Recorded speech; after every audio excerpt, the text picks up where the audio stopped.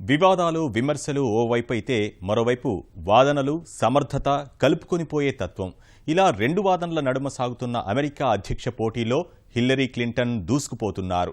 ఆ నోటి హద్దు అదుపులేని దిగజారిన వ్యాఖ్యలతో ట్రంప్ పరపతి నానాటికి పతన స్థాయికి చేరుతుంటే హిల్లరీకి మద్దతు పలికే వారి సంఖ్య పెరుగుతోంది.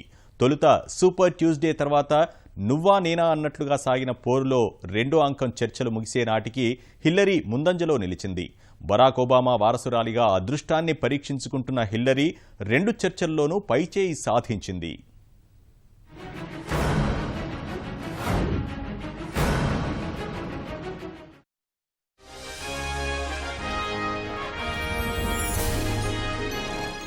ఓవైపు వివాదాన్ని ప్రచారాంశంగా మార్చుకున్న ప్రత్యర్థి జనం నోళ్లలో నానేందుకు విమర్శలని అస్త్రంగా మార్చుకుంటే, వాదన కోసం ఎంతకైనా దిగజారి నోరు పారేసుకుంటుంటే, అలాంటి ట్రంప్కు భిన్నంగా హుందాతనంతో అందరిలో మనమనిషి అనిపించుకునే వ్యూహంతో ముందడుగు వేస్తున్నారు డెమోక్రటిక్ పార్టీ అభ్యర్థి హిల్లరీ క్లింటన్.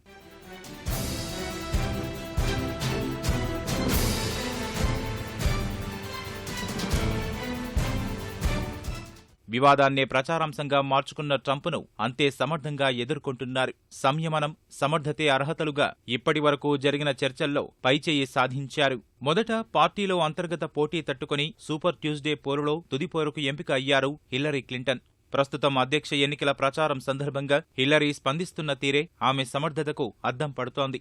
గత ఎన్నికల్లో పోటీనిచ్చిన అనుభవంతో అంతకు మించిన స్థాయిలో ఆత్మవిశ్వాసం తొణికిసలాడుతోంది. అందుకు సంబంధించి గత ఎన్నికలకి ఈసారికి ప్రజల దృక్పథంలో స్పష్టమైన మార్పు కనిపిస్తోంది. కానీ అది ఓ మహిళకు రాజ్యాధికారాన్ని అప్పగించేంత స్థాయిలో ఉందో లేదో మరి అంటూ ఆమె చేసిన వ్యాఖ్యలు ఎంతో ప్రాధాన్యత సంతరించుకున్నాయి. 68 ఏళ్ల హిల్లరీ ఈ ఎన్నికల్లో విజయం సాధిస్తే దేశ చరిత్రలో అమెరికా మొదటి అధ్యక్షురాలిగా ప్రత్యేకత సాధిస్తారు. అంచనాలకు తగ్గట్టే తొలి చర్చలో ట్రంప్ విమర్శలు సమర్థంగా తిప్పికొట్టిన హిల్లరీ క్లింటన్ రెండో దఫా కూడా పైచేయి సాధించారు. ప్రత్యర్థి ఒక్కో విమర్శ ఆధారంగా చేసుకుని ప్రజల్లోకి వెళుతున్నారు. దేశాలు, మతాలపై ఆరోపణలు సరికాదంటూ అందరినీ కలుపుకొనిపోయే ప్రయత్నం చేస్తున్నారు. ముస్లింలు ప్రవేశించకుండా నిషేధం విధిస్తానన్న ట్రంప్ ఆలోచనలు సంకుచితం, ప్రమాదకరమని స్పష్టం చేశారు. అమెరికాకు ముప్పు అనుకునే వారిని ఒక అధ్యక్షురాలిగా దేశంలోకి ఎట్టి పరిస్థితుల్లోనూ అనుమతించమని దేశ భద్రతపై చిత్తశుద్ధిని ప్రజల ముందుంచారు. It's also very short-sighted and even dangerous to be engaging in the kind of demagogic rhetoric that Donald has about Muslims. It's also important, I intend to defeat ISIS, to do so in a coalition with majority Muslim nations.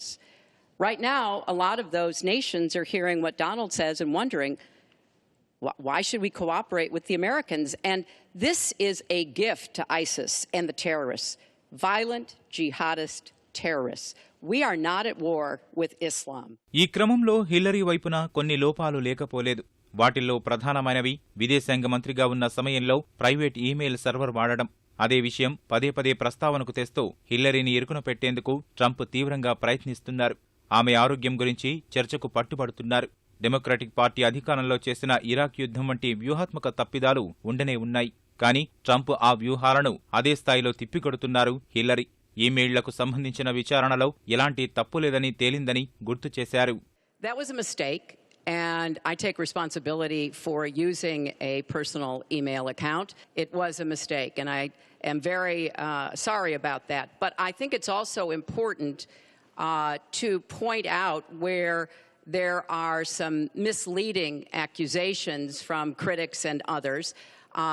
After a year-long investigation, there is no evidence that anyone hacked the server I was using, and there is no evidence that anyone can point to at all, anyone who says otherwise has no basis, that any classified material ended up in the wrong hands. మహిళలపై Trump దిగజారి చేస్తున్న విమర్శలు హిల్లరీకి అనుకూలంగా మారుతున్నాయి. ఈసారి అధ్యక్ష ఎన్నికల్లో మహిళలు హిల్లరీ వైపే మొగ్గు చూపనున్నారనే సర్వేలు ఇందుకు అద్దం పడుతున్నాయి. వాటికి అదనంగా ట్రంప్ వివాదాస్పద ఆడియో టేపుల వ్యాఖ్యలను జనంలోకి తీసుకెళుతున్నారు హిల్లరీ. మహిళల గురించి ట్రంప్ ఏం మాట్లాడారో మనమంతా విన్నాం, చూశాం. మహిళల గురించి ఏం ఆలోచిస్తున్నారో, మహిళల పట్ల ఎలా ప్రవర్తించారో ఇవన్నీ ఆయన వ్యక్తిత్వాన్ని ప్రతిబింబిస్తున్నాయంటూ విమర్శనాస్త్రాలు ఎక్కుపెడుతున్నారు. If this were just about one video, maybe what he's saying tonight would be understandable. But everyone can draw their own conclusions at this point about whether or not the man in the video or the man on the stage respects women. But he never apologizes for anything to anyone. He owes our country an apology, and he needs to take responsibility for his actions and his words. Trump పన్నుల విధానంపైన వాడీవేడి చర్చ జరుగుతోంది. Trump సూచిస్తున్న పన్నుల విధానం కార్పొరేట్లకు అనుకూలంగా, మధ్యతరగతి వర్గానికి పెనుభారంగా మోపేదిగా ఉంటుంది అంటూ హిల్లరీ విమర్శించారు. అమెరికా సైట్లను హ్యాక్ చేస్తున్న రష్యాకు ట్రంప్ అనుకూలంగా వ్యవహరిస్తున్నారంటూ ఇరుకున పెట్టే ప్రయత్నం చేస్తున్నారు. Sort of amusing to hear somebody who hasn't paid federal income taxes in maybe 20 years talking about what he's going to do, but I'll tell you what he's going to do. His plan will give the wealthy and corporations the biggest tax cuts they've ever had, more than the Bush tax cuts by at least a factor of 2. Donald always takes care of Donald and people like Donald, and this would be a massive gift. And indeed, the way that he talks about his tax cuts would end up raising taxes on middle-class families, millions of middle-class families. Yes, when I was a senator, I did vote to close corporate loopholes. I voted to close, I think, one of the loopholes he took advantage of when he claimed $1 billion loss that enabled him to avoid paying taxes. ఈ సానుకూలతలతోనే రెండో debate అనంతరం Hillary America తదుపరి అధ్యక్షురాలవడం ఖాయమంటూ కొన్ని poles తేల్చి చెప్పాయి. CNN ORC సర్వేలో హిల్లరీకి 57%, ట్రంప్కు 34% విజయావకాశాలు ఉన్నట్లు అంచనా వేశారు. వాషింగ్టన్ పోస్ట్ కూడా హిల్లరీదే విజయమంటోంది. NBC wall street journal survey ప్రకారం హిల్లరీ 14 పాయింట్లు ఎగబాకి 52%తో ముందంజలో నిలిచారు. ట్రంప్ 38% మద్దతే సాధించారు. రాయిటర్స్ IPSOS సర్వేల్లోనూ హిల్లరీకే పట్టం కట్టారు. ప్రధానంగా మహిళలపై ట్రంప్ వ్యాఖ్యలు ఆయనపై మద్దతును దెబ్బతీస్తున్నట్లు స్పష్టం చేశాయి. హిల్లరీ క్లింటన్కు పార్టీలో ఇతర నేతల నుంచి మంచి మద్దతు లభిస్తోంది. ఇప్పటికే 2 సార్లు అధ్యక్ష పీఠం దక్కించుకున్న డెమోక్రటిక్ పార్టీ హ్యాట్రిక్ కోసం అన్ని ప్రయత్నాలు చేస్తోంది. అందుకే ప్రస్తుత అధ్యక్షుడు బరాక్ ఒబామా హిల్లరీకి మద్దతుగా ప్రచారం చేస్తున్నారు. ట్రంప్పై విమర్శలు కురిపిస్తున్నారు. Somebody who is as qualified as has ever run for the office of president, and somebody who over and over again has proven himself unfit to represent this country. Democrats and Republicans, we've always had our differences. That's the nature of a democracy. There's nothing wrong with that. When I was running against John McCain, when I was running against Mitt Romney, we had serious disagreements on the economy and on foreign policy and on social issues. And those elections were close and contested, and we had debates. But the truth is, although obviously I believed that the agenda that we set was the better agenda for America, I never thought that those people were not honorable. I did not think that.